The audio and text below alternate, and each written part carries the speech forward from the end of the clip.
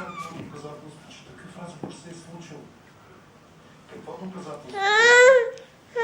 Представете следната ситуация. Вашия съсед влиза крадец.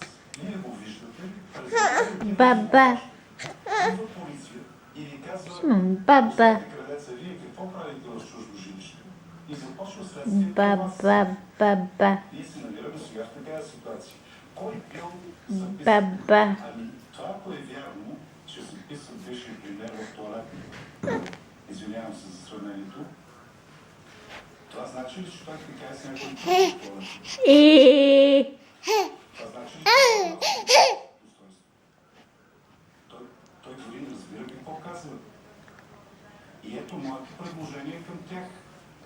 Това е достойното поведение. Вие сте създали една невероятна каша в държавата и обществото. Баба.